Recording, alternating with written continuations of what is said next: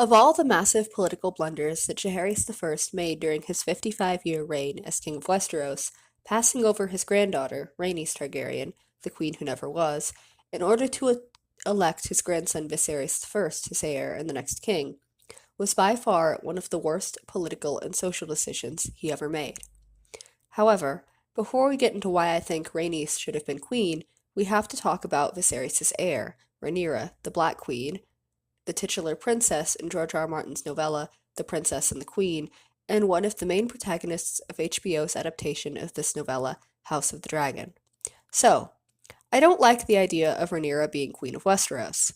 Early on in her time as princess, Rhaenyra makes many severe political blunders and misses a lot of great opportunities for securing her status legally as her father's heir and future Queen of Westeros,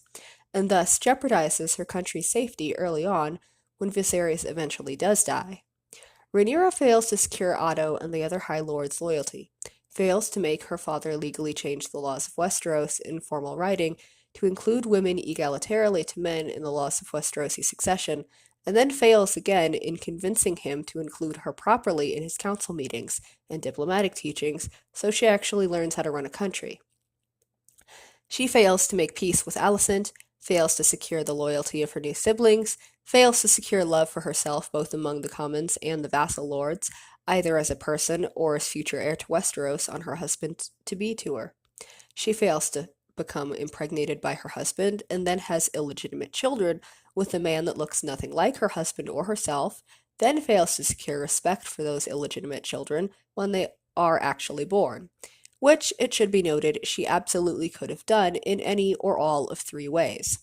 Though not formally being able to ask her father to legally legitimize her and Harwin's bastards without fundamentally risking her family's safety, their already tenuous claim as legitimate monarchs of Westeros, and plunging the country into a class war,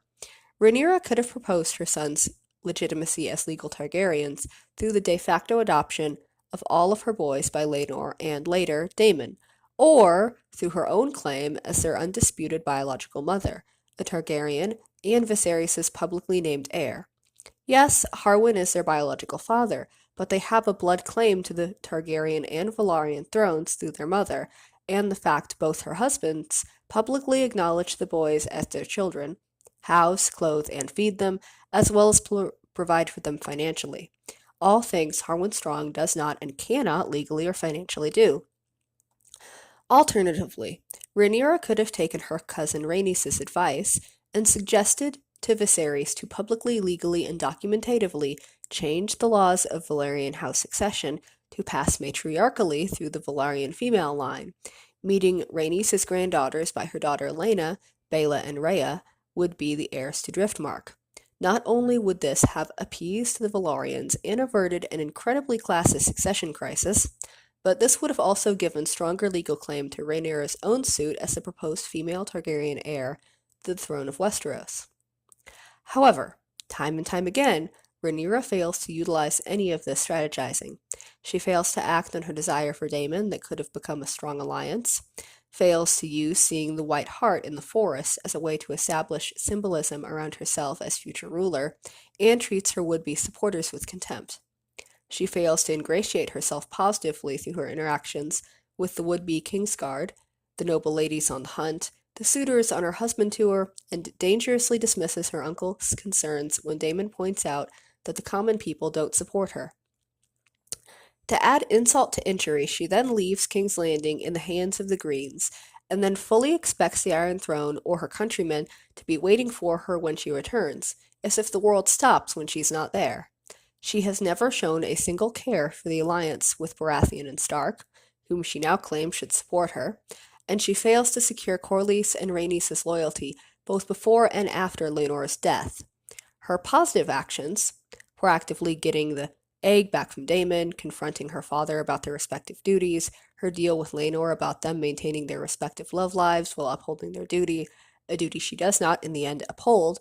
and finally marrying Daemon, who she then fails to fully utilize, as we see in the War Room in Episode 10, are few and far between. Instead, the would-be Queen of Westeros is too restrained, as she ends up being passive in many situations where she should realize the severity of the situation and the need to act. Further, Her lack of political savvy, a broader political, social, and cultural perspective on how much of the territories of Westeros beyond King's Landing works, and a sole focus on reforms that benefit her, underline why she makes for a bad ruler. In juxtaposition to this is Rhaenyra and Viserys' cousin, Rhaenys, the queen who never was. Rhaenys, who makes it very clear to Rhaenyra early on in her introduction to the story that she has an incredibly realistic and pragmatic view of how the socio-political patriarchal succession bias of Westeros works, and how Rhaenys might help Rhaenyra legitimately win the respect and fear of the sexist men of Westeros by the time Viserys dies, if only the young princess would listen to her. Rhaenys wants to see an egalitarian social and political shift within the laws of Westeros as much as any other woman, and she knows that threatening to rain fire and blood down upon the country isn't the effective way to fix hundreds of years of patriarchal oppression. Further, when Rhaenyra is publicly named heir to Westeros, Rhaenys astutely points out to Viserys that simply stating something into being because you don't want to take legitimate responsibility for the consequences of your actions, rather than simply stating Rhaenyra as his heir in formal legal documentation, isn't an effective strategy for ensuring their political stability of his country when he dies, as he thinks it is. After Laena dies, her son Laenor is presumed dead, and Corlys is in despair of a legal heir to Driftmark. Rhaenys puts forward the idea of the matrilineal inheritance through their granddaughters, a plan that, it should be noted, had it worked, would have helped to destigmatize bastards as second-class citizens in Westeros and legitimize the idea of women having rights independently of their male relatives, both among the working class as well as the nobility.